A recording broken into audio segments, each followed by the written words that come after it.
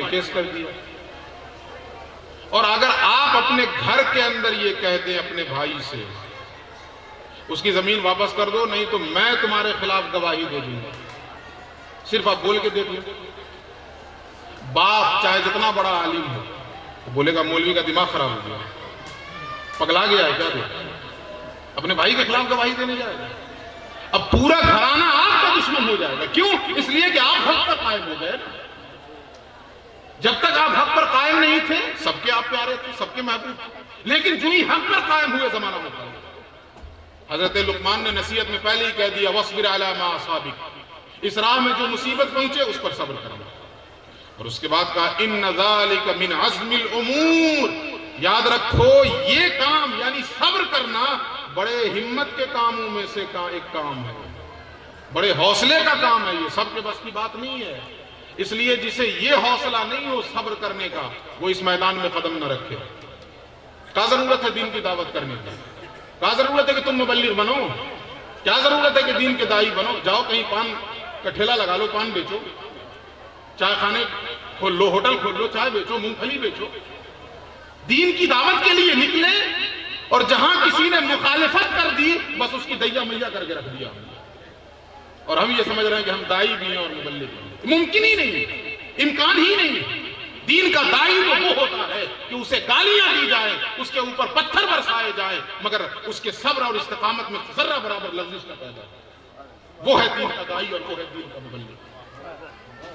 معمولی سی الجھن ہوئی کہ پھسل گئے اس کے قدم، وہ دین کا دائی نہیں ہو سکتا. غالب نے بڑے پیارے انداز میں کہا کہ جس کو ہو جانو دل عزیز میری گلی میں آئے کیوں. جس کو جانو دل عزیز ہو جائے گا دکان بیچے، چائے بیچے، اس گلی میں کیوں آئے؟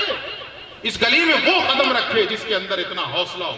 بقول حضرت خواجہ نصیر الدین چراغ دہلوی فرماتے ہیں کہ جو اس راہ میں قدم رکھے وہ اپنے اندر 3 چیزوں کا جذبہ رکھے.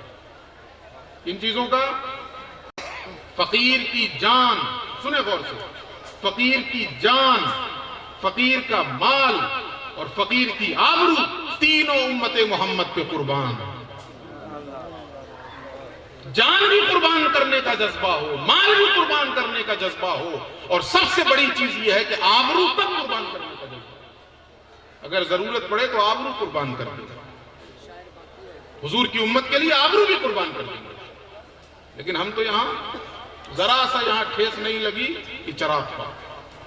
حضرت لقمان نے نصیحت کی وَاصْبِرْ عَلَىٰ مَا أَصَابَكَ، اس راہ میں قدم رکھے ہو، جو مصیبت پہنچے گی اس پر صبر کرنا. اس کے بعد کہا وَلَا تُصَعِّرْ خَدَّكَ لِلنَّاسِ، لوگوں کے سامنے اپنے گال مت پھلاؤ. ایسے وہ بیٹھے ہوئے ہیں ایک دم باروب شخصیت بن کر. وَلَا تَمْشِ فِي الْأَرْضِ مَرَحًا، زمین پہ اکڑ کر نہ چلو. ان اللہ لا يحب كل مختال فخور، اللہ رب العزت شیخی بگارنے والے اور مغرور کو دوست نہیں رکھتا ہے. ابھی آپ ترجمہ سنتے چلیں پھر میں آ جاؤں گا اس پر. وَاقْصِدْ فِي مَشْيِكَ، اپنی چال میں نرمی پیدا کرو. وَاغْضُضْ مِنْ صَوْتِكَ، اپنی آواز میں نرمی پیدا کرو، اپنی آواز پست رکھو.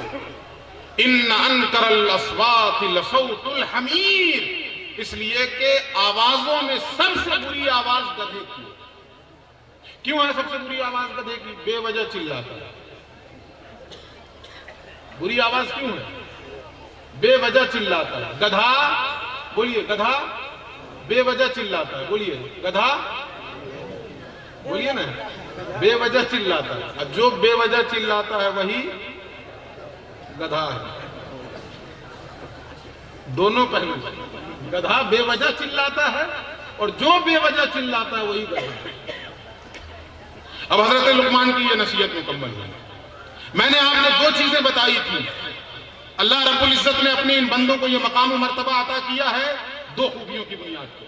خالق سے اپنا رشتہ بہتر ہو، مخلوق سے اپنا رشتہ بہتر ہو. اب ذرا حضرت لقمان کی نصیحت سنیں. خالق سے اپنا رشتہ بہتر ہو، میرے بیٹے اللہ کے ساتھ کسی کو شریک نہ کرنا.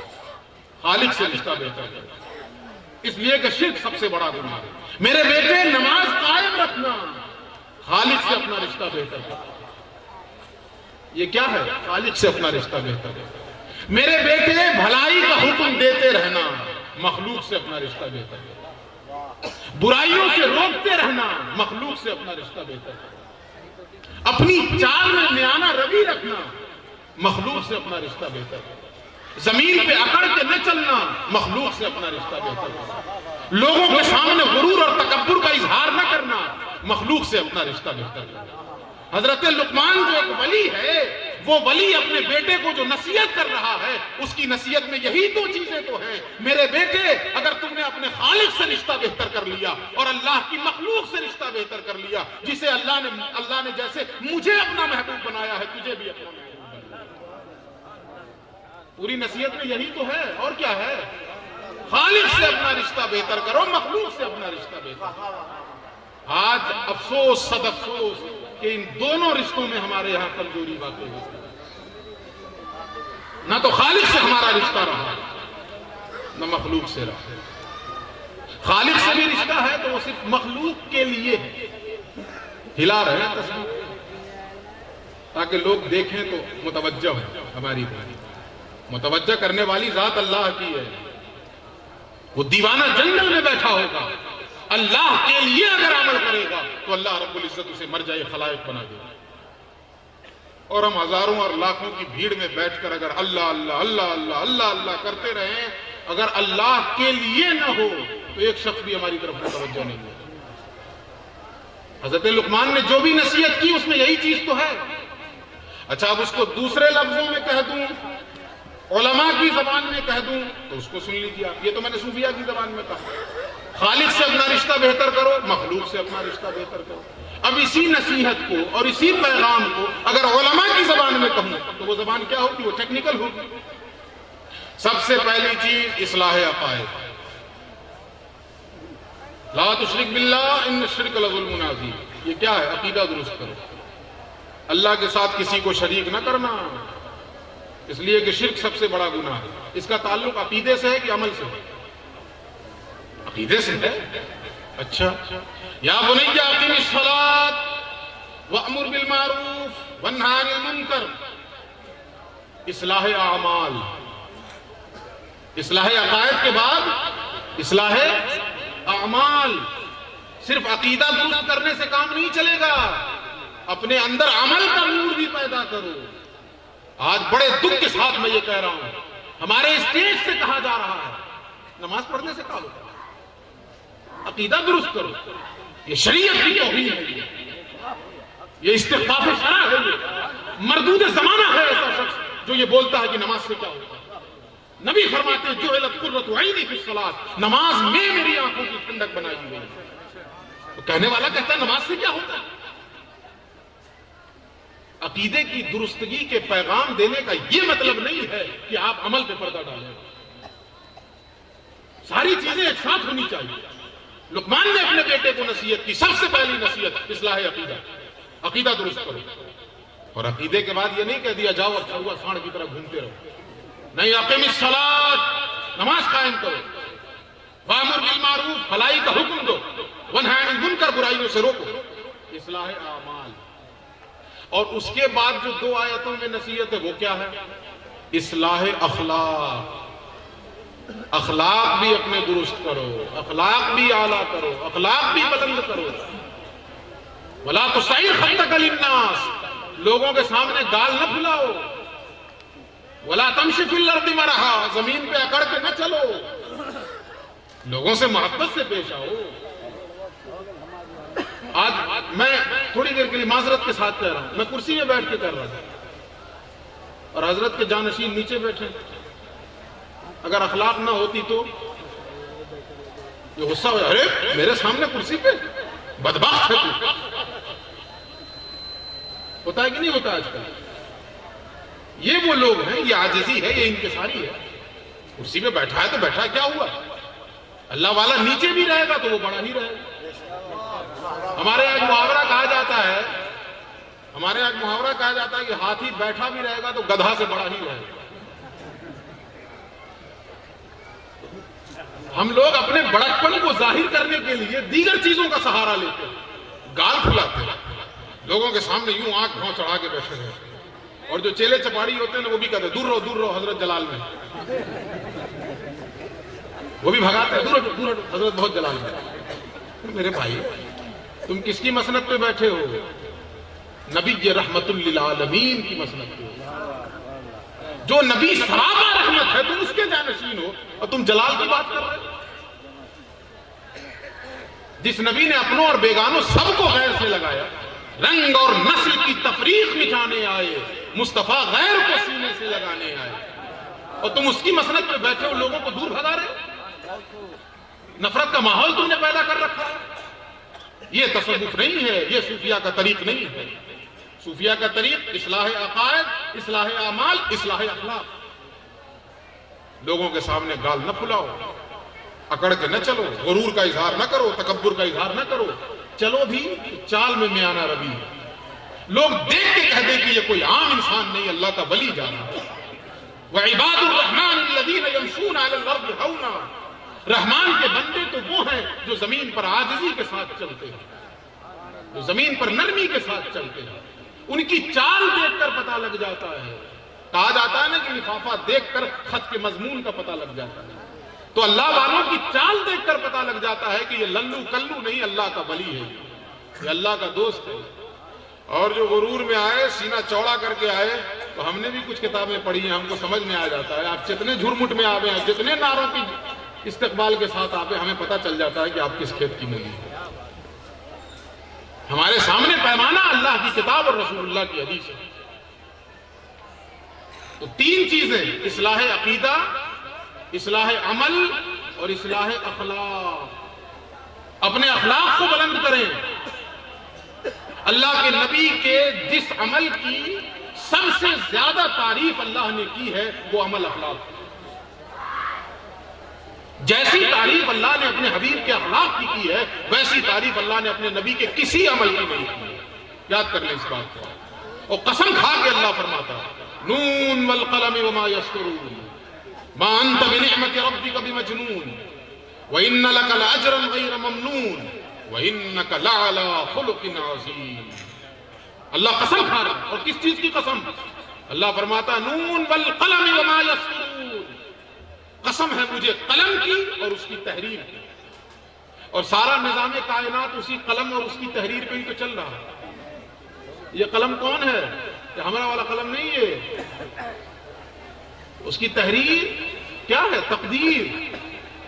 جس قلم سے تقدیر لکھی گئی ہے کائنات کی، اس قلم اور اس کی تحریر کی قسم کھا رہا ہے اللہ رب العزت۔ اور اس کے بعد اللہ فرماتا ہے انک لعلی خلق عظیم، میں اتنی بڑی قسم کھا کے کہہ رہا ہوں کہ میرے مصطفیٰ آپ کے اخلاق بہت اعلیٰ ہیں، بہت اونچے ہیں، بہت اعلیٰ۔ آج اسی نبی کا ماننے والا اخلاق سے پورا اور اخلاق سے پیدل ہے۔ کہاں سے آئے صدا لا الہ الا اللہ؟ یاد رکھیں، صوفیاء کرام نے جو لوگوں کے دلوں میں ایمان کا نور جگمگایا ہے، صرف اور صرف اخلاق کی وجہ سے۔ صاحب فیوض لا متناہی، سیدی و مولائی، محبوب الہی حضرت خواجہ نظام الدین اولیاء رحمۃ اللہ علیہ کا ایک مرید تھا، اور اس مرید کا ایک پنڈت دوست تھا۔ تو وہ مرید اپنے پنڈت دوست کو لے کر ایک دن حضرت کی محفل میں آیا اور محبوب الہی سے کہنے لگا کہ حضور آپ کہہ دیں تو یہ میرا پنڈت دوست ایمان لے آئے۔ سنیں، دل کے کانوں سے سنیں۔ کہا حضور آپ کہہ دیں تو میرا یہ دوست پنڈت ہے جو ایمان لے آئے۔ اتنا سننا تھا کہ محبوب الہی زار زار رونے لگے۔ لوگوں نے سبب پوچھا، انہوں نے کہا حضور روتے کیوں ہیں؟ فرمایا روتا اس لیے ہوں کہ ابھی میرا اخلاق حضور کے اخلاق کے مماثل نہیں ہوا ہے۔ ابھی میرے اخلاق میں نبی کے اخلاق کی بو نہیں پائی جا رہی ہے۔ اس لیے کہ اگر نبی کے اخلاق کی بو پائی جاتی تو مجھے کہنا نہیں پڑتا، میرے اخلاق کو دیکھ کر یہ شخص مسلمان ہو جاتا۔ ابھی تو یہ برا وقت ہے کہ مجھے کہنا پڑے گا۔ کاش میرا اخلاق اتنا بلند ہوتا، میرا اخلاق اور کردار اتنا اعلیٰ ہوتا کہ لوگ دیکھ کر کلمہ پڑھ لیتے۔ آج اسی کی تو کمی ہے ہمارے یہاں۔ حضرت لقمان نے نصیحت کی، اس میں تین چیزیں، اصلاح عقیدہ، اصلاح اعمال اور اصلاح اخلاق۔ اور میں نے اس کو شارٹ کر کے دو چیز میں آپ کو بتایا تھا کہ ہم اللہ کے محبوب ہو سکتے ہیں، اس کی دوستی کے لائق ہو سکتے ہیں، شرط یہ ہے کہ دو چیزیں اپنے اندر پیدا کریں، خالق سے ہمارا رشتہ بہتر ہو جائے اور مخلوق سے ہمارا رشتہ بہتر ہو جائے۔ اس تعلق سے میں نے ایک آیت اور پڑھی تھی، اس کو بھی سن لیں آپ۔ اللہ فرماتا وَاعْبُدُوا اللَّهَ، اور بڑی تفصیلی آیت ہے یہ، سن لیں اس کو غور سے۔ قرآن میں ہر چیز ہے، لیکن افسوس کہ ہم لوگ قرآن بولتے ہی نہیں، ہم لوگ قرآن نہیں بولتے۔ ایک حدیث یہاں پہ سنا دوں آپ کو، اللہ کے نبی فرماتے ہیں جس نے قرآن کو ذریعہ تبلیغ بنایا، جس نے قرآن کو ذریعہ ہدایت بنایا، وسیلہ ہدایت بنایا، کسی کی ہدایت ہو یا نہ ہو، اس کی ہدایت ہو چکی جو قرآن کے ذریعے دوسروں کو ہدایت دینے کی کوشش کرے، جو قرآن کے ذریعے تبلیغ کرنے کی کوشش کرے، قرآن کے ذریعے اللہ کا دین پہنچانے کی کوشش کرے۔ آج بہت بڑی خرابی ہمارے یہاں یہ پیدا ہوئی کہ ہم قرآن سے دور ہوئے۔ اللہ فرماتا وَاعْبُدُوا اللَّهَ وَلَا تُشْرِكُوا بِهِ شَيْئًا، اللہ کی عبادت کرو اور اللہ کے ساتھ کسی کو شریک نہ ٹھہراؤ۔ یہ کیا ہو گیا؟ خالق سے رشتہ بہتر ہے۔ یہ ہوا کہ نہیں؟ اللہ کی عبادت کرو اور اللہ کے ساتھ کسی کو شریک نہ ٹھہراؤ، یہ خالق سے رشتہ بہتر ہوا۔ اچھا اب آگے سنیں، تفصیل سے سنیں، ایک ایک لفظ سنیں۔ وَبِالْوَالِدَيْنِ إِحْسَانًا، اور اپنے والدین کے ساتھ بھلائی کریں۔ اچھا اب ذرا مجھے یہ بتا دیں آپ میں سے کوئی شخص، والدین اگر مومن ہوں تو بھلائی کیا جائے اور کافر ہوں تو نہیں کرنا ہے، ہر حال میں کرنا ہے۔ اللہ نے کیا کہا ہے ذرا سن لیں آپ۔ وَإِن جَاهَدَاكَ عَلَىٰ أَن تُشْرِكَ بِي مَا لَيْسَ لَكَ بِهِ عِلْمٌ فَلَا تُطِعْهُمَا وَصَاحِبْهُمَا فِي الدُّنْيَا مَعْرُوفًا۔ اللہ فرماتا ہے اگر تمہارے ماں باپ تمہیں شرک کا بھی حکم دیں، کس چیز کا حکم دیں؟ شرک کا، تو ظاہر ہے شرک کا حکم دینے والا خود مشرک ہوگا، مومن تو نہیں ہوں گے نا ماں باپ، جو شرک کا حکم دیں گے وہ خود مشرک ہوں گے۔ تو اللہ فرما رہا اگر تمہارے ماں باپ تمہیں شرک کا بھی حکم دیں فلا تطیعہما، تو ان کی اطاعت نہ کرو، ان کی بات نہ مانو۔ لیکن یہ نہیں ہے کہ بات نہیں مانو جا کے تماچا مانو، یہ نہیں کہا اللہ نے، صرف اتنا کہا ہے کہ ان کی پیروی مت کرو، ان کی اتباع نہ کرو۔ اور آگے کیا فرماتا ہے؟ پوچھیں حفاظ سے اور علماء سے، اللہ فرماتا وَصَاحِبْهُمَا فِي الدُّنْيَا مَعْرُوفًا، دنیا میں ان کے ساتھ حسن سلوک کرتے رہو، دنیا میں ان کے ساتھ بھلائی کرتے رہو۔ یہ کیا ہے؟ اخلاق نہیں تو اور کیا ہے؟ مخلوق کے ساتھ رشتہ بہتر کرنا نہیں تو اور کیا ہے؟ یعنی کافر بھی ہو پھر بھی اس کے ساتھ حسن سلوک کرو، ماں باپ کافر بھی ہوں اس وقت بھی ان کا حق ختم نہیں ہوگا، حسن سلوک کرنا ہے تمہیں۔ وَبِالْوَالِدَيْنِ إِحْسَانًا، والدین کے ساتھ بھلائی کرو۔ وَبِذِي الْقُرْبَى، رشتہ داروں کے ساتھ بھلائی کرو۔ اچھا یہاں بھی کوئی قید ہے کہ رشتہ دار مومن ہو تب بھلائی کرو اور کافر ہو تو نہ کرو؟ کوئی بھی ہو رشتہ دار ہے بھلائی کرو۔ وَالْيَتَامَى، یتیموں کے ساتھ بھلائی کرو۔ یہ سب مخلوق کے ساتھ بہتر رشتہ۔ یتیم میں بھی کوئی قید ہے کہ یتیم اگر مومن ہو تو بھلائی کرو اور کافر ہو تو؟ کوئی قید ہے نہیں، کوئی بھی ہو بھلائی کرو۔ والمساکین، مسکینوں کے ساتھ بھلائی کرو۔ دیکھیں کیسے کھولا اللہ رب العزت نے۔ والجار ذی القربى، اور اس پڑوسی کے ساتھ بھلائی کرو جو قریبی ہو۔ والجار الجنب، اور اس پڑوسی کے ساتھ بھی بھلائی کرو جو دور ہو۔ اب قریب اور دور اس کو سمجھ لیں آپ۔ اللہ کے نبی نے قسم کھا کے فرمایا، 3 مرتبہ قسم کھائی، واللہ لا یؤمن، واللہ لا یؤمن، واللہ لا یؤمن، اللہ کی قسم وہ مومن نہیں، اللہ کی قسم وہ مومن نہیں، اللہ کی قسم وہ مومن نہیں۔ 3 مرتبہ قسم کھائی۔ صحابہ کانپ گئے، کون ہے ایسا بدبخت جس کے بارے میں حضور قسم کھا کے کہہ رہے ہیں وہ مومن نہیں، وہ مومن نہیں، وہ مومن نہیں؟ قیل من یا رسول اللہ، پوچھا گیا رسول اللہ کون، وہ کون ہے بدبخت جس کے بارے میں آپ قسم کھا کے کہتے ہیں وہ شخص مومن نہیں ہے؟ نبی فرماتے ہیں اللہ کی قسم وہ مومن نہیں ہے جس کی تکلیف سے اس کا پڑوسی محفوظ نہیں ہے۔ ٹٹول لیں اپنے اپنے ایمان کو۔ مولوی صاحب کے فتوے کا بہت ڈر رہتا ہے، نبی کے فتوے کا کوئی خوف نہیں ہے، نبی کے فتوے کا کوئی ڈر نہیں ہے۔ نبی نے صاف لفظوں میں کہہ دیا وہ مومن نہیں، اور قسم کھا کے کہا اللہ کی قسم وہ مومن نہیں ہے جس کے ضرر سے اور جس کی تکلیف سے اس کا پڑوسی محفوظ نہیں ہے۔ اب پڑوسی کون ہے یہ بھی سن لیں۔ علماء نے وضاحت کی ہے اس کی، کون لوگ ہیں پڑوسی؟ میرے گھر سے 40 گھر سامنے، 40 گھر پیچھے، 40 گھر دائیں، 40 گھر بائیں میرا پڑوسی ہے۔ ابھی تو آپ ایک کے گھر میں پریشان ہیں۔ میرے گھر کے سامنے 40 گھر، پیچھے 40 گھر، دائیں 40 گھر اور بائیں 40 گھر، یہ میرا پڑوسی ہے۔ اگر اب قرآن کیا سنیں، والجار ذی القربى والجار الجنب، جو قریب کا پڑوسی ہے اس کے ساتھ بھی بھلائی کرو، جو دور کا پڑوسی ہے اس کے ساتھ بھی بھلائی کرو۔ اچھا یہ بات آپ سمجھیں، آج کی دنیا کہتی ہے کہ دنیا جو ہے نا عالمی گاؤں میں تبدیل ہو گئی۔ آج سائنس نے اتنی ترقی کی کہ ہر انسان کہتا ہے کہ دنیا عالمی گاؤں میں تبدیل ہو گئی۔ میں یہاں بیٹھ کر اس وقت امریکہ میں کیا ہو رہا ہے دیکھ سکتا ہوں کہ نہیں؟ حتیٰ کہ آج تو دیکھا جا رہا ہے، لائیو زلزلہ آتے دیکھا جا رہا ہے، لائیو یہ زلزلہ آ رہا ہے، یہ مکانات گر رہے ہیں، یہ لوگ مر رہے ہیں، دیکھ رہا ہے کہ نہیں انسان؟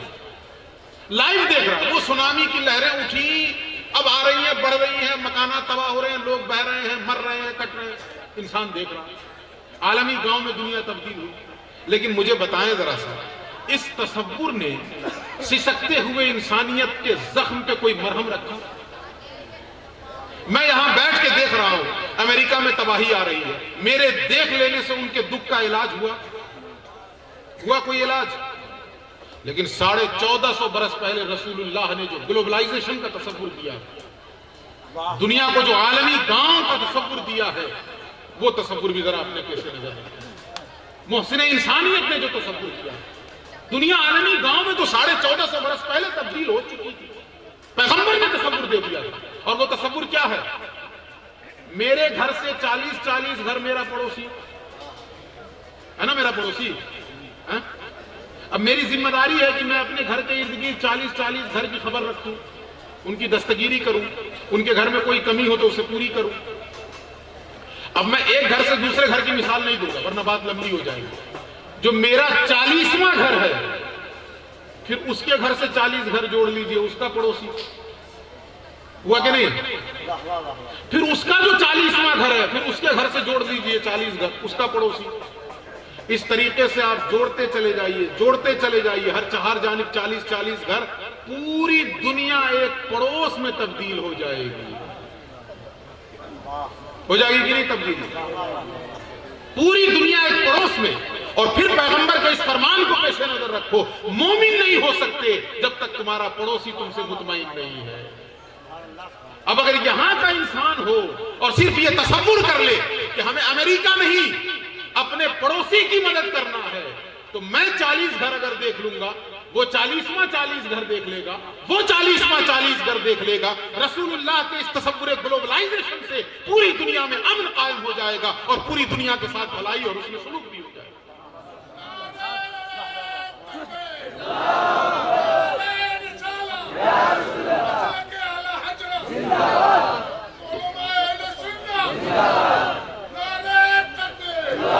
یہ تصور ہے صوفیہ کا، مخلوق کے ساتھ بھلائی، مخلوق کے ساتھ بھلائی۔ تو اللہ نے فرمایا قریب کے پڑوسی کے ساتھ حسن سلوک کرو، دور کے پڑوسی کے ساتھ حسن سلوک کرو۔ اس کے بعد کیا ہے؟ وَالصَّاحِبِ بِالْجَنْبِ۔ اللہ اکبر، کتنی بڑی بات کہہ دی اللہ نے۔ جو تمہارا پہلو کا پڑوسی ہے اس کے ساتھ بھی حسن سلوک کرو۔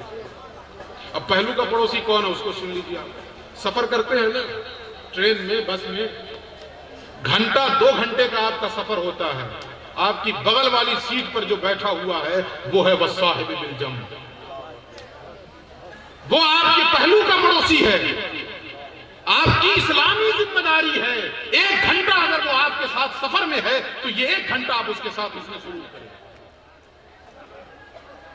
یہ آپ کی اخلاقی ذمہ داری ہے۔ اور اگر ایسا نہیں کر رہے ہیں تو شرعی مجرم ہیں، اللہ کے مجرم ہیں، رسول کے مجرم ہیں۔ وَالصَّاحِبِ بِالْجَنْبِ، جو پہلو کا پڑوسی ہے اس کے ساتھ بھی حسن سلوک کرو۔ ہمارا کوئی تصور بھی ہوتا ہے ٹرین میں سفر کرتے وقت اگر ہم نے دیکھ لیا بغل میں کہ چندن ٹیکا کیے ہوئے بیٹھا ہے تو ہم ایسے منہ گھما کے بیٹھے تم نے اس کے ساتھ حسن سلوک کیوں نہیں کیا؟ تم حسن سلوک کر دیتے اسلام پہنچ جاتا اس تک. تم اس کے ساتھ بھلائی کر دیتے اسلام پہنچ گیا. زبان سے کہنے کی بھی ضرورت نہیں ہے, زبان سے تبلیغ کرنے کی بھی ضرورت نہیں ہے. وہ صاحب بالجم پہلو کے پڑوسی کے ساتھ حسن سلوک اگر ہم نے کر دیا اسلام پہنچ گیا. اب وہ جب تاریخ رات کی تنہائی میں جائے گا سوچے گا تھوڑی دیر کے لیے, یار وہ مولوی تھا جسے ہم نفرت کی نگاہ سے دیکھ رہے تھے, وہ خود کھڑا ہو گیا اور اس نے مجھے اپنی سیٹ دے دی. اسلام پہنچ گیا کہ نہیں پہنچ گیا؟ لیکن ہم دیتے نہیں. کیسے دیں گے؟ یہ تو چندن ٹیکا والا ہے. ہم اپنے ٹانگ پہ ٹانگ چڑھا کے بیٹھے. اگر ہم نے اسے سیٹ دی ہوتی, بالخصوص ہم لوگ, کیونکہ ہمارے پاس تو آئیڈنٹی ہے نا, شناخت ہے مکمل کہ ہم عالم ہیں, مولوی ہیں, مسلمان ہیں. اگر ہم جیسے لوگ کسی اپنے سے بڑے عمر یا چھوٹے ہی والے عمر والے کو اگر اپنی سیٹ چھوڑ کے کھڑے ہو جائیں اور اسے کہتے ہیں آپ بیٹھ جاؤ, اسلام پہنچ گیا کہ نہیں؟ اس کے ذہن سے اسلام کے تعلق سے جو غلط فہمی رہی ہوگی وہ نکل جائے گی کہ نہیں نکل جائے گی؟ آر ایس ایس نے یا اس طرح کی تنظیموں نے جو ذہن میں بنایا ہوگا کہ نہیں مسلمان بڑا یہ ہوتا ہے, بڑا کرور ہوتا ہے, بڑی نفرت ہوتی ہے اس کے اندر, آپ کا صرف ایک معمولی سا عمل اس کے ذہن سے ساری خرافات کو دور کر دے گا. کہہ دے گا نہیں, وہ شخص اس بات پر آمادہ ہو جائے گا کہ نہیں, ہم تک جو پیغام پہنچایا گیا تھا وہ سارا منفی تھا. اسلام تو محبتوں کا مذہب ہے, امن کا مذہب ہے. وَالصَّاحِبِ بِالْجَنْبِ, جو تمہارے پہلو کا پڑوسی ہو. آپ یہاں بیٹھے ہوئے نا, ہر آدمی یہ سوچے کہ میرے ارد گرد جو بیٹھا وہ میرا پہلو کا پڑوسی ہے. تھوڑی دیر کے لیے اس کے ساتھ اس نے سلوک کر لیں, تھوڑی دیر کے لیے اس کے ساتھ بھلائی کر لیں. یہی تو رسول اللہ کی سنت ہے.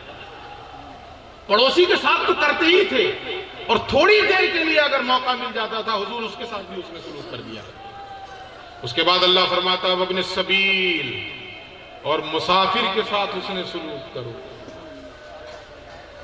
وما ملکت ایمانکم, اور اپنے غلام اور اپنی باندیوں کے ساتھ اس نے سلوک کرو. تو آپ کہیں گے کہ جی آج تو کوئی غلام ہے نہیں, آج تو کوئی باندی ہے نہیں, سرونٹ تو ہیں, نوکر تو ہیں, ٹھیک ہے غلام نہیں ہے, ٹھیک ہے کوئی باندی نہیں ہے, لیکن گھروں میں نوکر تو ہو رہے ہیں نا آج. اللہ کا فرمان ہے تم اللہ کے محبوب بن ہی نہیں سکتے ہو جب تک کہ اپنے نوکروں کے ساتھ بھی تمہارا رویہ بہتر نہ ہو. اپنے نوکروں کے ساتھ بھی میٹھی زبان استعمال کرو, شیریں زبان استعمال کرو. ان بزرگوں کی تاریخ پڑھ لیں کہ ان کا کردار اپنے نوکروں کے ساتھ کیا تھا. ان کا کردار کیا تھا اپنے نوکروں کے ساتھ. حضرت محبوب الہی جب پہلی مرتبہ گئے اجودھن حضرت بابا صاحب کے یہاں, تو بابا صاحب نے اپنے خادم سے پہلے ہی کہہ دیا کہ دیکھو ملا نظام الدین آ رہے ہیں, ان کے لیے چارپائی کا انتظام کر دو. یہ کہا آپ نے. الفاظ میں بھول رہا ہوں, جو جن الفاظ سے مخاطب کیا تھا اصل وہی بتانا تھا, لیکن میں الفاظ بھول رہا ہوں چونکہ وہی معنی پہ اپنے خادم کو کس طرح خطاب فرمانا, عزت دے رہے ہیں, عزتوں کی مسند پہ بٹھا رہے ہیں. بہرحال یہ کہ اس نے چارپائی کا, اب یہاں پہ ایک دوسری بات ہے وہ بھی عرض کر دوں چونکہ واقعہ آ گیا, تو چارپائی کا انتظام کر دیا. اب پہنچے حضرت خواجہ نظام الدین اولیاء, تو خادم نے کہا حضور آپ چارپائی پر آرام فرمائیں. تو کہا نہیں نہیں, میں بھی آپ سب لوگوں کے ساتھ ہی زمین پر لیٹوں گا. خادم ہی تھا نا وہ شخص, نوکر ہی تھا نا خانقاہ کا, لیکن کہا نہیں تمہارے ساتھ میں بھی زمین پر لیٹوں گا. اب نوکر بھی کتنا اعلیٰ تھا, اس نے کہا نہیں حضور شیخ کا حکم ہے آپ کے لیے چارپائی کا انتظام کیا جائے. شیخ نے فرمایا ہے کہ چارپائی کا انتظام کر دو. حضرت محبوب الہی فرماتے ہیں اچھا شیخ کا حکم ہے, انداز دیکھیں ان کا. تو کہا اچھا شیخ کا حکم ہے تو لو چارپائی پہ سوتا ہوں. چارپائی کو آپ نے یوں پلٹ دی اور الٹی چارپائی کو زمین کے لیول میں کر کے خود اس پر سو گئے. رند کے رند رہے, ہاتھ سے بندہ نہ گئے. شیخ کے حکم کی تعمیل نعرہ تکبیر, نعرہ رسالت, عرص مقدس. شیخ کے حکم کی تعمیل بھی ہو گئی, اور پھر خدام کے ساتھ جو خانقاہ کے خدام تھے ان خدام کے ساتھ آپ نے زمین کے لیول پہ اپنے آپ کو سنایا. وما ملکت ایمانکم, جو تمہارے ماتحت ہے, جو تمہارا نوکر ہے, اس کے ساتھ بھی بھلائی کرو۔ اس کے بعد پھر اللہ فرماتا ہے ان اللہ لا يحب من كان مختالا فخورا، وہاں بھی اللہ نے کہا، یہاں بھی اللہ نے کہا۔ بے شک اللہ رب العزت غرور پسند اور شیخی بگارنے والے کو دوست نہیں رکھتا ہے۔ اللہ دوست کسے رکھتا ہے؟ جس کے اندر دو خوبی پائی جائے، ایک تو جو انسان اپنے رب سے اپنا رشتہ بہتر کر لے، اپنے خالق سے اپنا رشتہ بہتر کر لے، اور دوسرے یہ کہ خالق کی جملہ مخلوق سے اس کا رشتہ بہتر ہو، جملہ مخلوق سے اس کا رشتہ بہتر ہو، جملہ مخلوق سے اس کا رشتہ بہتر ہو، سب تک بھلائی پہنچانا، سب تک بھلائی پہنچانا۔ حضرت غالباً شقیق بلخی رحمۃ اللہ علیہ کی بارگاہ میں ایک شخص آیا اور خانقاہ میں پڑھا ہے خانقاہ میں، تو آپ نے فرمایا اللہ کے بندے جا کے کچھ کام کیوں نہیں کرتے؟ کچھ کام کرو، یہاں پڑے ہو۔ تو خیر یہ کہ بادل ناخواستہ وہ نکل گیا، ایک جنگل پڑا راستے میں، اس نے دیکھا کہ اس جنگل میں ایک چڑیا ہے جو پروں سے معذور ہے، اس کے پر کٹے ہوئے، پیر بھی سلامت نہیں ہے، ایک جگہ بیٹھی ہے۔ اب یہ شخص غور سے دیکھنے لگا کہ دیکھوں اس کو رزق کیسے ملتا ہے، یہ دیکھنے لگا غور سے۔ اسی اثنا میں اس نے دیکھا کہ ایک دوسرا پرندہ اڑتے ہوئے آیا اپنی چونچ میں دانہ لے کر، اور اس نے اس معذور پرندے کے منہ میں اپنی چونچ سے دانہ ڈال دیا۔ تو یہ واپس آ گیا خانقاہ، جا رہا تھا کمانے کے لیے، پھر واپس آ گیا۔ حضرت نے دیکھا تو کہا پھر واپس آ گئے؟ گئے نہیں تم؟ کہا گیا تھا اس کو۔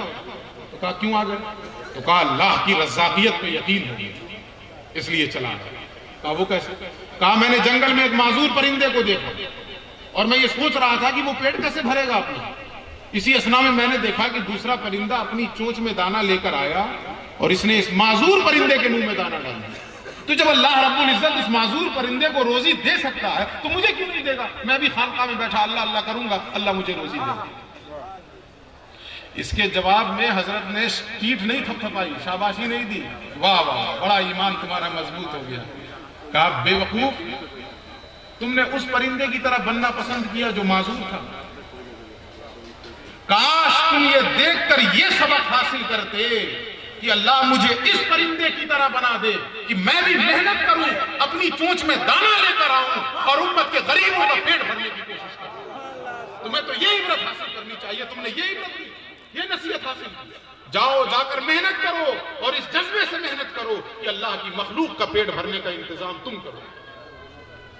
دو رشتہ خالق سے بہتر کرے، مخلوق سے بہتر کرے، جس طریقے سے اللہ رب العزت نے ان مشائخ کو اپنا محبوب بنایا تھا، ہمیں اور آپ کو بھی اللہ اپنا محبوب بنا لے گا۔ دوران گفتگو اگر کچھ اچھی بات ہوئی اللہ و رسول کی جانب سے، جو کمیاں اور کوتاہیاں ہوئیں وہ میری جانب سے، اور میں ان کمیوں اور کوتاہیوں کے لیے اعلانیہ توبہ کرتا ہوں۔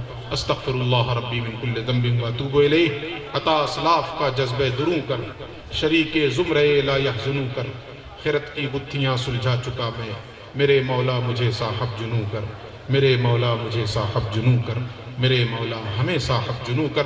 وآخر دعوانا ان الحمدللہ رب العالمین۔ السلام علیکم ورحمۃ اللہ وبرکاتہ۔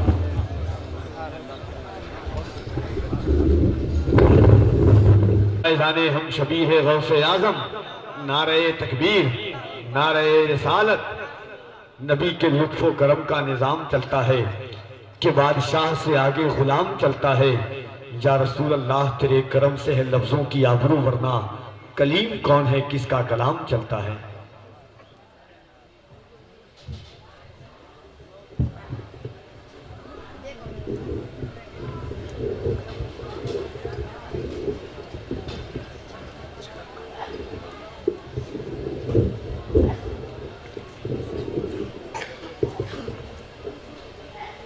منبر رسول پر باباقار علماء اہل سنت پیر طریقت رہبر شریعت حضرت علامہ مولانا غلام رسول صاحب قبلہ، حضرت علامہ مولانا ارشد افضلی صاحب، مولانا عرفین صاحب نقیب اعظم ہندوستان، حضرت کفیل انبر صاحب تشریف فرما ہے۔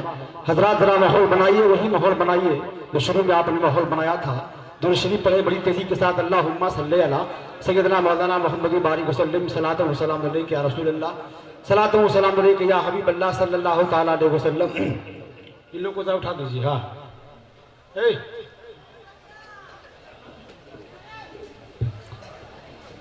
عقیدت مسکراتی ہے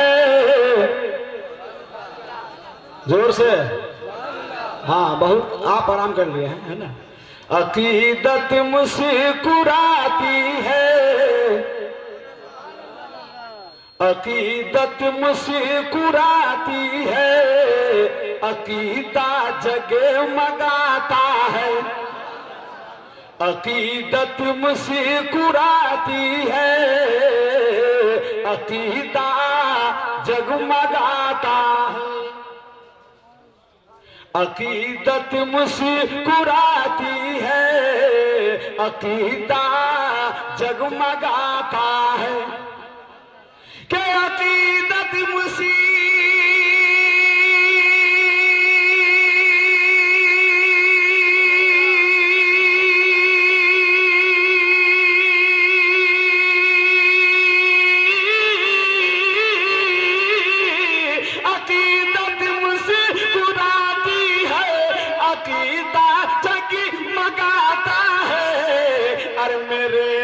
پہ تقی کا جب ترانہ جگمگاتا ہے. میرے لب پہ تقی کا جب ترانہ جگمگاتا ہے. عقیدت مسکراتی ہے، عقیدہ جگمگاتا ہے. بطور خاص شعر پیش کر رہا ہوں، سماعت فرمائے. تجلی جمال شہ بہاؤالدین سے دیکھو. ایک ہاتھ شاہ قاسم کے نام پر، ایک ہاتھ شاہ تقی کے نام پر اٹھا کر بول دو سبحان اللہ. زور سے بول دو سبحان اللہ. یہاں سے ایک ہاتھ زور سے بول دو سبحان اللہ.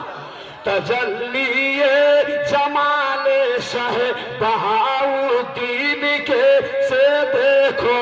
تجلی جمال شہ بہاؤالدین سے دیکھو. کہ تجلی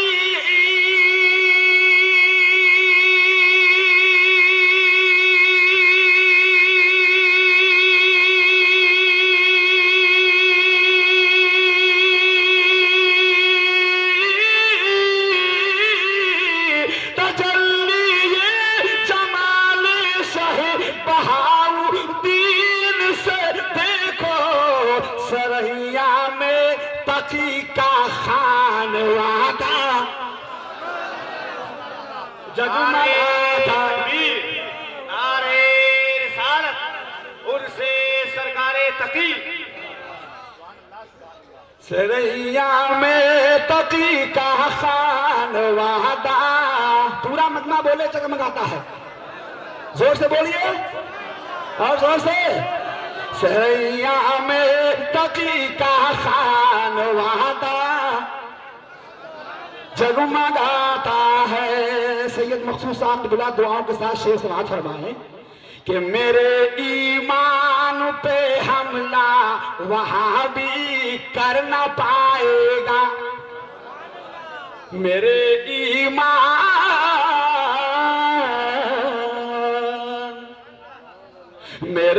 ایمان پہ حملہ وہاں بھی کر نہ پائے گا. کہ میرے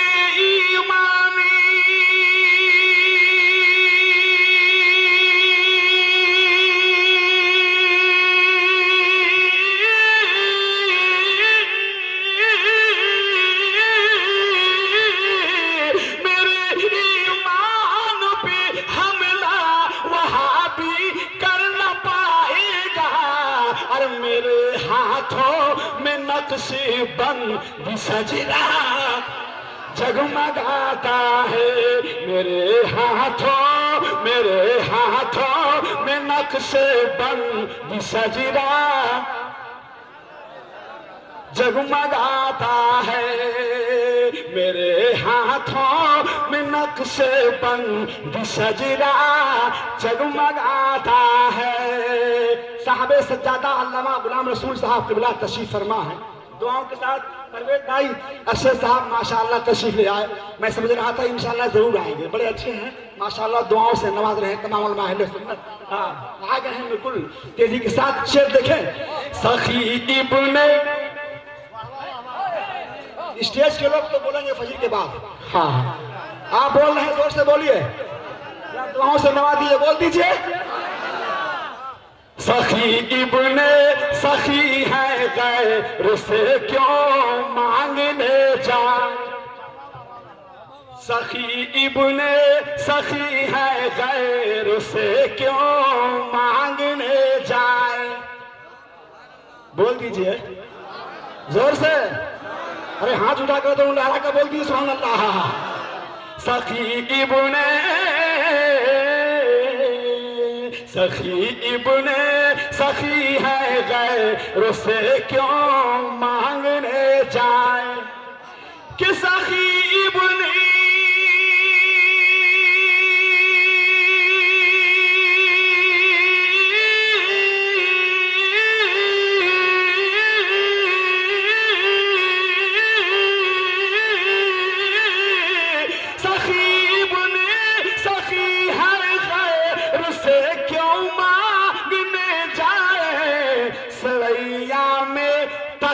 کا جب سریا میں تقی جب میرا داتا جگمگاتا ہے. سریا میں تقی جب میرا داتا جگمگاتا ہے. پھر طریقت کے چہرے کی آپ زیارت کر رہے ہیں. دعاؤں کے ساتھ شعر دیکھیں. جبین صاحب سجا دپے دیکھو عقیدت. ذرا زور سے. ارے کوئی ساتھی بنا جو نعرہ تو لگا دے, کھڑا ہو کے لگا دو نعرہ. ہاں ہاں لگا دو. ارے سبحان اللہ. اللہ اکبر اللہ اکبر یا رسول اللہ. آپ بھی تو لگا دیجیے. زندہ باد زندہ باد. سید محمد تقی. ہاں ہاں زندہ باد. سید محمد تقی.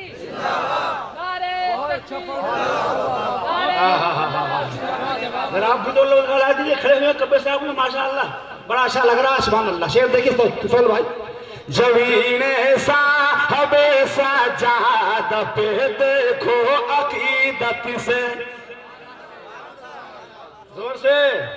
خانوادے کے لوگ تشریف فرما ہے, حضرت کے چہرے کی آپ زیارت فرمائیں. کفیل بھائی. جبین صاحب سجاد پہ دیکھو عقیدت سے. کہ جبین صاحب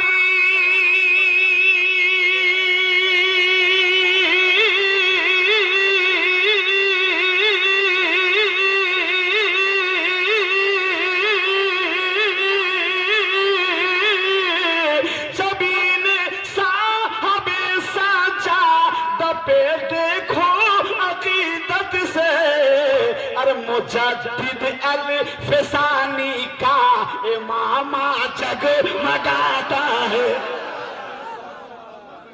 مجدد الفسانی کا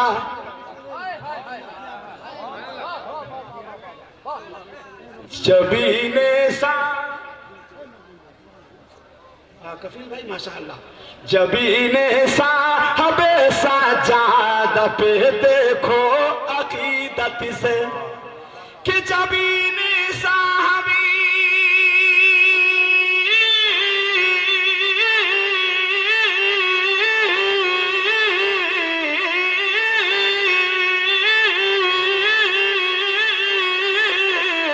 جبین صاحب سجاد پہ دیکھو عقیدت سے.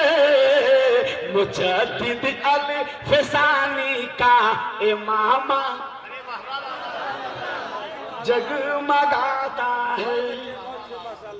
مجدد الفسانی کا امام جگمگاتا ہے. سوان عمر پڑھتا ہوں عقیدت سے جب اے لوگوں. زور سے محبت کے ساتھ بول دیجئے. ہاتھ اٹھا کر لہرا کا بول دے سبحان اللہ. सवाने उम्र पढ़ता हूँ अकीदत से जब ऐ लोगों कि सवाने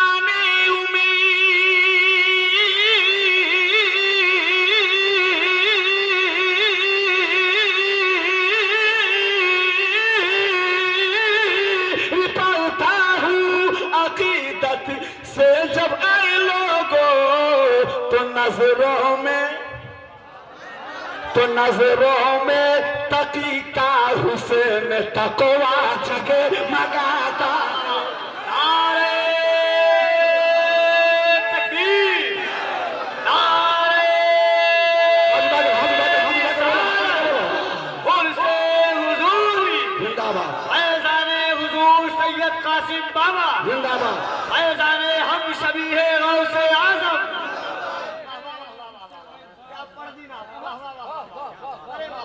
आप बंगाली लहजे में बोल रहे हैं, है ना? सवाल, अरे आप भी तो उर्दू में बोलिए। ये बंगाली में बोला, आप उर्दू में बोलिए। जोर से बोल दो, हाथ उठाकर बोल दो, हाँ है ना? ये बिरादरी का मामला है ना, इधर बोल रहे आप, उस पर ध्यान मत दीजिए। सवाने उम्र पढ़ता हूँ कफिल भाई, सवाने उम्र पढ़ता हूँ अकीदत से जब ऐ लोगों कि सवाने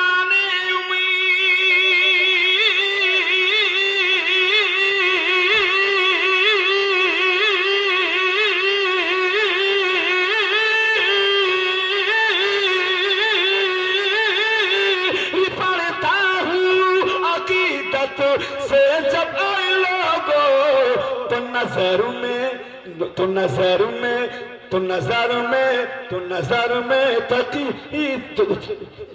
नजर में जब तकी का हुस्न तकवा जगमगाता है, नजर में जब तकी का हुस्न तकवा जगमगाता है, तो फैले गौस ख्वाजा शेख अहमद के वसीले से, तू फैले शेख ख्वाजा शेख अहमद के वसीले से, तू फैले गौस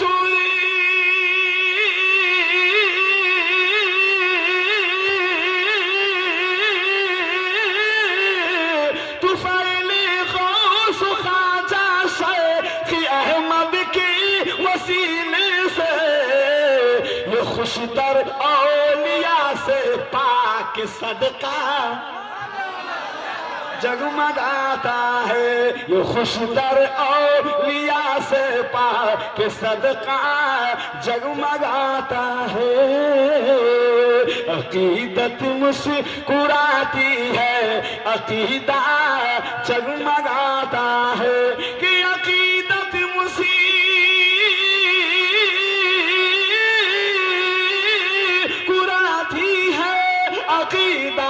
जगमगाता है। मेरे लब पे तकी का जब तराना जगमगाता है, मेरे लब पे तकी का जब तराना जगमगाता है।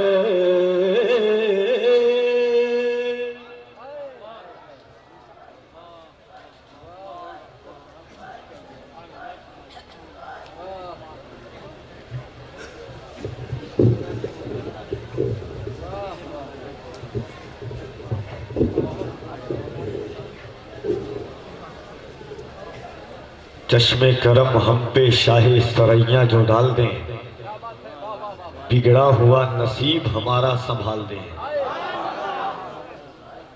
कल बोलिएगा सुभान अल्लाह, आराम कर लीजिए बिल्कुल। आने वाले साल से, अब जो आने वाला साल है, तो आप इस तरीके से पीछे वाले हजरात बैठे हुए हैं, हजरत से गुजारिश कर दी जाएगी गद्दा, तकिया, रज़ाई, बिस्तर, खेंडा, कंबल सबका इंतज़ाम कर दिया जाएगा। सो करके सुभान अल्लाह बोलिएगा। यही चाहते हैं? हाँ, नहीं चाहते हैं? पीछे वाले हजरात ऐसे बैठे हुए हैं, ऐसे बिल्कुल लगता है कि अगर बोलेंगे तो उनका रोमिंग कट जाएगा। सुभान अल्लाह बोलेंगे बीच बीच में उठाई हुई नहीं, सोने के लिए पूरी जिंदगी बाकी हुई है, ऐसी जगह जाके सो जाइए जो कोई नहीं उठाएगा। जरा मोहब्बतों के साथ बैठिए, सुनने सुनाने का माहौल बनाइए। हर रात तो सोने के लिए है, ये रात तो सोई हुई किस्मत को जगाने के लिए है। कुछ लोग ऐसे बैठे हुए हैं जैसे ससुराल में दूल्हा नाराज होकर बैठ जाता है। जरा मोहब्बतों के साथ शाशो हशास अंदाज में बैठिए। मिंबर शरीफ पर औलाद रसूल का चेहरा है, ज़ियारतें कर रहे हैं मशाइखीन किराम की। कभी कभी तो ऐसी रात आती है, हर रात तो सोने के लिए है, ये रात सोई हुई किस्मत को जगाने के लिए है। जरा अपने हाथों को उठा के कह दीजिए या रसूल अल्लाह। कुछ लोग तो ऐसा बैठे हुए जैसे आए नहीं है, उनको जबरदस्ती ला करके गोली की नोक पे बैठा दिया गया है कि तुमको बैठना ही पड़ेगा यहाँ। मोहब्बतों के साथ बैठिए। अरे ये देखिए, एक बात मैं आपको बता दूं, ये शहजादगाने मुस्तफ़ा जहाँ पर तशरीफ रखते हैं, हमारी आंखें सरकार को नहीं देख रही है, मगर कसम खुदा की कफील अंबर का नहीं, हर सुन्नी का अकीदा है कि हम खालिके अकबर का करम देख रहे हैं, अफलाक पे आका के कदम देख रहे हैं। हम देख नहीं पाते हैं सरकारे उमम को, हम सबको मगर शाहे उमम देख रहे हैं। एक नेता आता है तो पूरा कम्बल उम्बल तैयार करके बैठ जाते हैं। जिसमें सरकार की महफिल हो, उस महफिल में बैठने का अदब क्या होना चाहिए। दोशे नबी कयाम है आले रसूल का, कितना बड़ा मकाम है आले रसूल का। सदियों में कोई वक्त का होता है एक इमाम, हर हर पेसर इमाम है आले रसूल का। और कांधे पे कांधे पे कांधे पे कांधे पे मुस्तफा ने बिठाकर बता दिया, दिल तोड़ना हराम है आले रसूल का। बता दिया, मिलता नहीं था कोई सहारा यजीद को। हुजूर सैयद अरशद अफजली साहब कुल्ला नवादा बिहार, खुदा की कसम आज तक ये किसी को टोपी नहीं दिए हैं। अब क्या देखते हैं कि सिर्फ आप इनाम इकराम से नवाजते हैं, ये नहीं, यकीन ना आए तो देख लीजिएगा। अरे बड़े घराने के हैं, बड़े लिफाफे से हजरत हमेशा मुलाकात, यकीन ना आए तो देखिए अभी हजरत को। आप क्या समझते, सिर्फ आप देते हैं। देखिए कसम खुदा की शेर सुना रहा है, मिलता नहीं था कोई सहारा यजीद को, ज़ैनब ने इस तरह से उजाड़ा यजीद को। खातून जंग कर नहीं सकती थी इसलिए खुतबों की जुल्फ़िकार से मारा यजीद को। शब्बीर के मकसद का निगहबान है ज़ैनब, हर जुल्म पे एक फतह का ऐलान है ज़ैनब। अब भी जो मुसलमानों में पर्दे का चलन है, ये भी तेरी चादर का ही एहसान है ज़ैनब।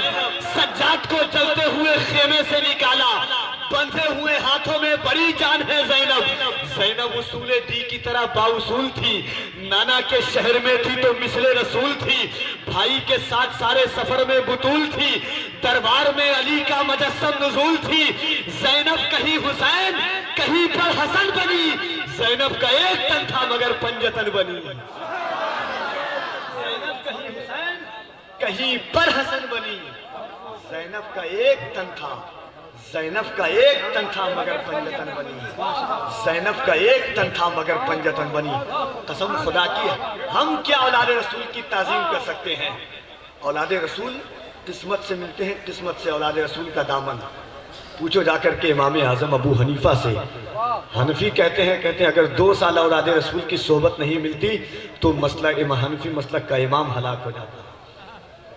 अरे औलाद रसूल के चेहरे की ज़ियारत कर रहे हैं, कम बड़ी, ये वही खून है जो करबला में बहा था। सुभान अल्लाह, सुभान अल्लाह। कसम खुदा की, जब जब इस्लाम को खून की जरूरत पड़ी, किसी और मर्तबा, अरशद भाई शेर सुनिए, अभी तक मुंतजिर हूं मैं आपका, कि मर्तबा आले पैगंबर को खुदा देता है, मर्तबा आले पैगंबर को खुदा देता है। तुम घटा देते हो वो और बढ़ा देता है। अजी तुम जिसे आबिदे बीमार कहा करते हो, उनका बीमार जमाने को शिफा देता है। तुम जिसे आबिदे बीमार कहा करते हो, तुम जिसे आबिदे बीमार कहा करते हो, उनका बीमार जमाने को शिफा देता है। तुम जिसे आबिदे बीमार कहा करते हो। और मिंबर शरीफ पर हिंदुस्तान के एक बहुत कदावर खतीब, निग्गर खतीब, ممبئی میں رہ کر کے ممبئی بھیا لوگوں کو ہلا دیتے ہیں. حضرت علامہ عبدالجبار صاحب قبلہ اعظمی ماہر القادری خطیب و امام چشتی ہندوستانی مسجد بھائی کلہ تشریف رکھتے ہیں. ان کے جاہ و جلال سے دیکھ کر کے پورا ممبئی ہل جاتا ہے. میں نے 2007 یا 2008 میں غالباً حضرت کی مسجد میں تراویح پڑھائی تھی. بہت تشریف رکھتے ہیں. شعر سن لیں. ہر ایک کی عاشق سرکار نے کھٹیا کھڑی کر دی, غلام احمد مختار نے کھٹیا کھڑی کر دی. ارے او باب خیبر یاد رکھ اس ایک جھٹکے کو تیری جب. جناب محمد رسول اللہ صلی اللہ تعالی علیہ وسلم کی بارگاہ میں درود پاک پڑھیں. اللہم صلی علی سیدنا محمد وعلی آل سیدنا مولانا محمد کما تحب و ترضى بأن تصلی علیہ. نقیب اعظم ہندوستان حضرت حافظ و قاری جناب کفیل انبر صاحب اشرفی کلکتوی, خوبصورت ثقافت سے آپ اپنے آپ کو محسوس کر رہے ہیں.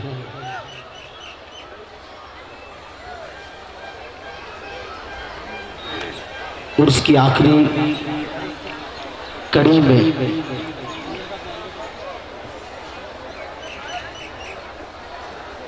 اور آخری ایام میں خاکسار رشد افضلی کو آپ کی عدالت میں حاضر کیا گیا ہے. جو کچھ اپنے بزرگان دین کی بارگاہ سے سیکھنے کو ملا ہے آپ تک رکھنے کی سعادت حاصل کروں گا. اسٹیج پر خانقاہ کے چشم و چراغ اپنے بزرگوں کی علمی وراثتیں سنبھالے اسٹیج پر براجمان اور تشریف رکھتے ہیں. صاحب سجادہ حضرت علامہ مولانا سید شاہ غلام رسول نقشبندی صاحب قبلہ بندہ فیضہم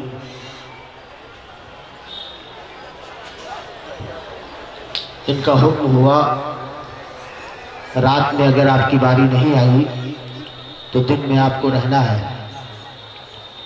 میں خانقاہ کا ادنا خادم ہوں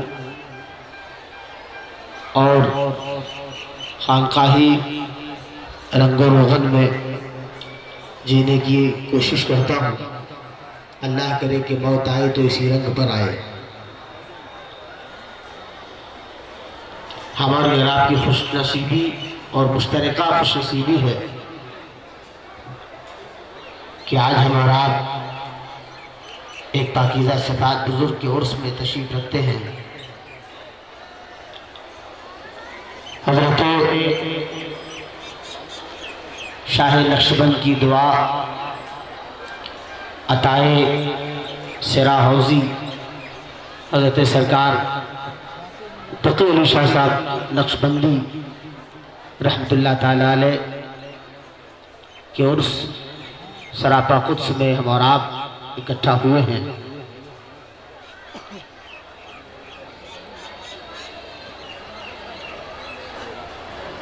افتہ اور خزاں نہ جانے کہاں کہاں سے لوگ چل کر آئے ہیں.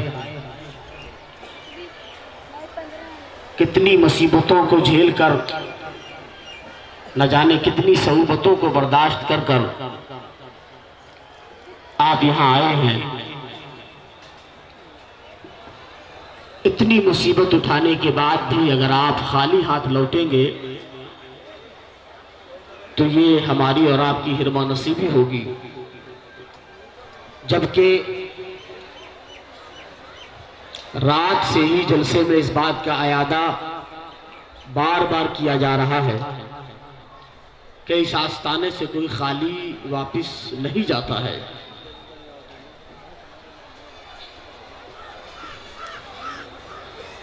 سچ یہی ہے کہ یہ